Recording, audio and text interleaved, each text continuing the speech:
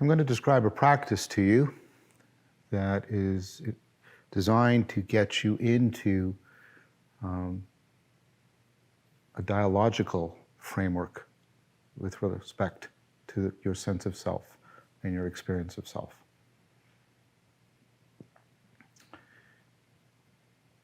Do not do this practice every day or regularly. You should be doing your centering and rooting and some of the other practices. And when we draw together the reverse engineering, I'll tell you what I think are sort of the core practices and then ones that you can use as variations or as scaffolding practices. Maybe do this practice a few times so you can get a sense of a different way of being a self. And maybe the word is a little bit of a misnomer there. Let me describe the practice to you. And it's a meditative questioning practice. Some of you know I do something similar to this when I teach the meditation, contemplation, cultivation of wisdom, and it has a similar function, but it's modified differently to try and be more specifically addressed towards this realization that we've been discussing in this episode, the Socratic shift. So normally when we ask a question, we ask it from a framework of curiosity, and there's a hole, and we want to fill it in because we've discovered a gap in our knowledge. And curiosity is a good thing, and it's a powerful motivator, and filling in those holes improves our knowledge. So I'm not here to in any way disparage that. But sometimes we don't ask a question from curiosity. We ask it from a framework of wonder, stance of wonder. I wonder if my life has any deep meaning. We're not asking a question because we've discovered a gap in our knowledge. We're calling the self and its world into question. And of course, wonder can deepen into awe, but of course, awe can go too far and become horror. And so we want to get to an optimal gripping on our questioning. I want you to play with the connection between questioning and questing. And in a quest, what you're doing is you're trying to see what you have not yet seen in a way that will transform you. The original meaning of theoria was to go on a journey so that you would see something that you hadn't seen before that would transform you, see into things, theoria, and we eventually turned that into a purely propositional thing. We replaced a vigilant envisioning with a propositional ordering. Of course, that's good in one sense because it gave us science, and I believe in science, I practice science, but we lost something in that bargain, which we're trying to recover here. We want to ask a question as a way of going on a quest. Other traditions, of course, have this. Zen has a koan in which you ask a question that's specifically designed so that you cannot ask it from the framework of curiosity because it does not point to a gap. It points to a destruction of the curiosity framework so that you are thrown into wonder. It's sometimes described as swallowing the red hot ball of iron that burns its way through you and then drops out the bottom. And so the questions are designed to trigger that curiosity to have an answer, but they put you into a framework of becoming someone other than who you are. You can think of similar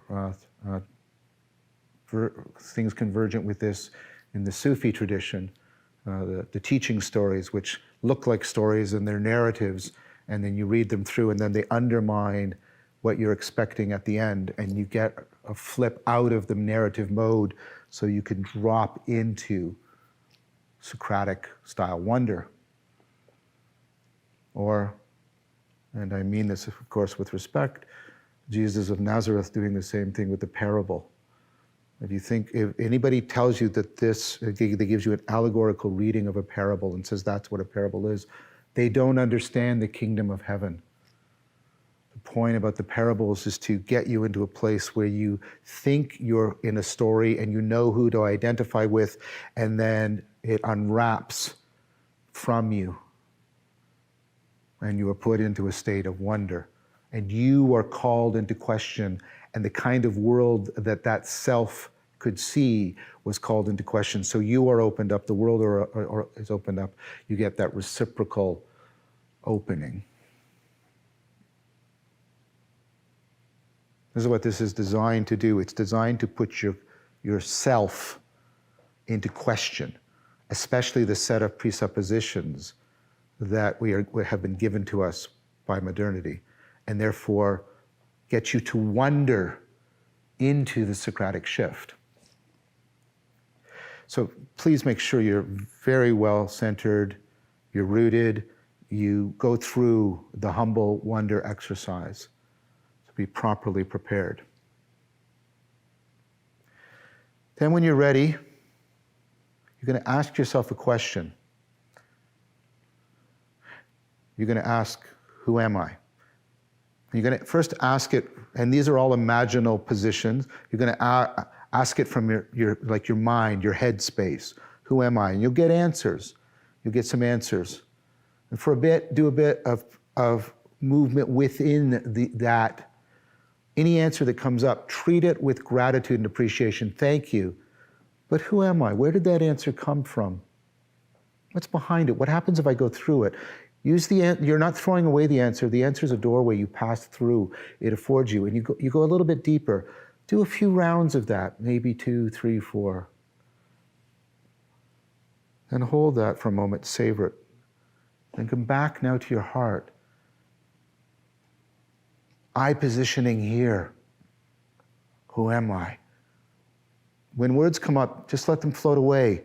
What feelings, what emotions, what affect, what motivation, what inchoate sensations come up. And now instead, try, and this is how it's very much like Enzin's focusing, try to propose. You're proposing to yourself. Is what am I feeling? Is it this? And it doesn't, no. Is it this? No. Is it this? Yes. And as Gendlin says in focusing, there's that felt shift. That's who I am. Keep that. Move into, I needed another H word from the Zen tradition came to mind, the hara, this part of you. And for those of you who know Plato, here's the man, here's the lion, and here's the beast. From your hara, from that part of you, the visceral parts of you in your guts, and you have lots of neurons there, right? In who am I, and what's the energy that comes up? And now, again,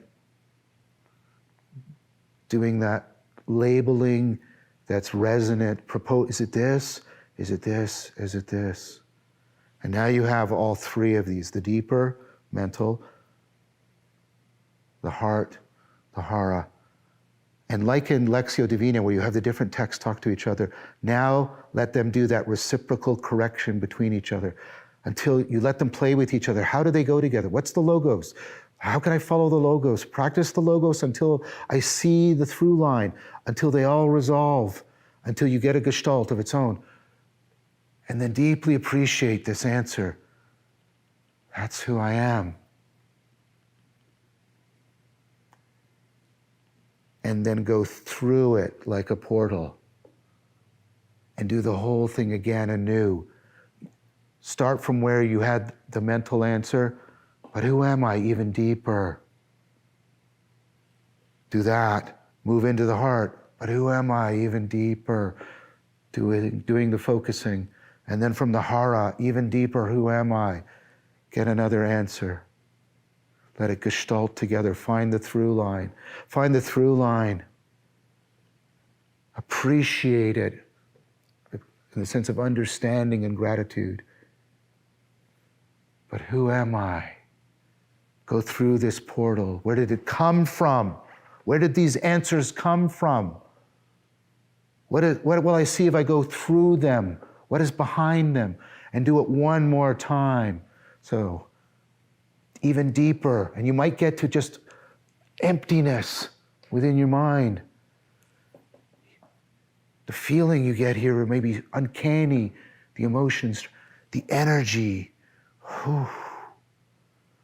Shut them together. And remember what you've already realized, that this is no final answer either. But appreciate, in the sense of understand and value, both where you have arrived in your quest and the quest. And then slowly come out of your practice, trying as best you can to integrate what you cultivated in your practice with your everyday consciousness and cognition. Let it challenge the modern framework. Let it provoke you to the real possibility of the Socratic shift. Thank you very much for your time and attention and commitment.